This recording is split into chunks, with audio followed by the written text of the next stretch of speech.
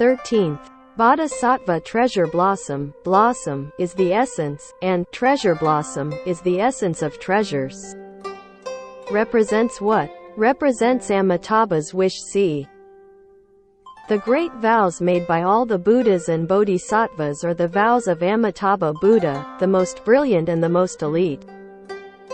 So Bodhisattva treasure blossom expresses this meaning.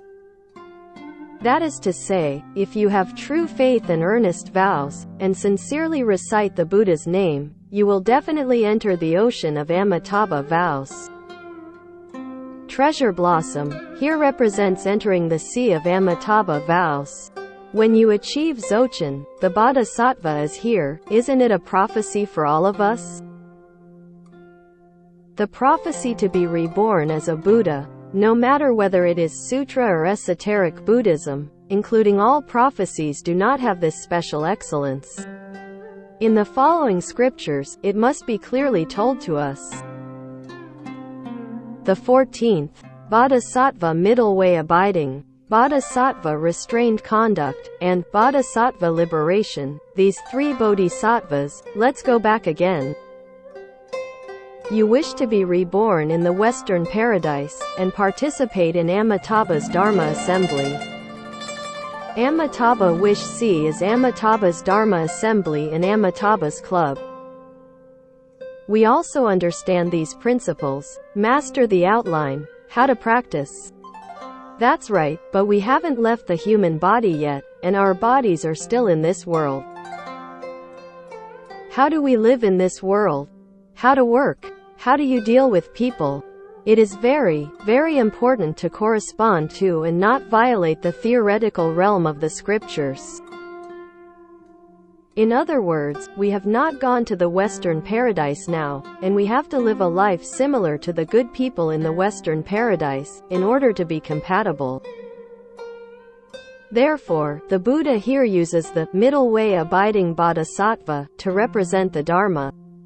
Our hearts must live in the middle way. The middle way must not be biased, all must grasp the middle. Simply saying that this middle is not biased towards emptiness, nor is it biased towards the have, not inclined to right, nor inclined to evil, but must go to the middle path. Truth and falsehood, right and wrong, good and evil are all about two sides. Buddhism tells us to walk the middle path, which is the manifestation of a life of high wisdom. We must approach the righteous Dharma, and we cannot reject the evil Dharma. We also hope to guide evil can return to righteousness, that is our merit and wisdom. If you can't lead the evil to the right, you have already made up your mind, and if you have more than enough mind but not enough energy, then your merits and virtues has also been completed. As the Buddha said in the Sarangama Sutra, the perfect completion of the intention is the perfect merit. You are really determined to guide these people who have gone astray, hoping to lead them back to the right path. But you can't do it, it's not because you don't have mind, that's all. So you must know how to use middle way in everything. When we integrate our practice with our daily life, it is the succession of pure thoughts that Mahasthamaprapta Bodhisattva taught us, which is what middle way abiding means. Pure mindfulness. Mindfulness is mindfulness of Buddha. It doesn't have to be recited aloud. Reciting aloud is chanting Buddha. If you don't recite aloud, there will be no sound when you move your mouth. We generally call it Vajradhara. If you don't speak out, you won't be tired. There is another kind of chanting completely silently, without moving your mouth. And you really say, Amitabha, Amitabha, in your mind without interruption. There is a Buddha in our mind, one verse of Buddha's name followed by another's Buddha's name. It is not easy to decide to mix, and all worldly dharma and holy dharma are not mixed. But all the physical and mental worlds are let go, and this recitation of the Buddha will have a response. This is a real kung fu. Dharma masters who study scriptures, when you recite the Buddha's name, don't think about preaching the scriptures. Should not think about how the scriptures should be preached. Don't think of anything, just one sentence of the Buddha's name until the end, then you can just recite the Buddha's name well.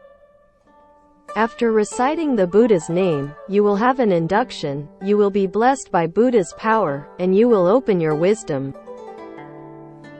Absolutely not, while reciting the Buddha's name, thinking of how to preach this sutra at the same time. How to do research. Then it's broken. Buddha's recitation is not good, the sutra can't be studied, both sides are damaged. That's called not skillful use of the mind. Those who skillfully use the mind, use one mind. When we recite the Buddha's name, we recite the Buddha's name with one mind. When we study with one mind. We unfolded the scriptures, looked at the annotations, and studied here. At this time, we absolutely do not recite Buddha's name. Be single-minded to do one thing. The Buddha said in the scriptures, take one place of mind, nothing is not done. We have to understand the Buddha's mind, have to put our mind in one place, and follow this Buddha's teaching to determine success.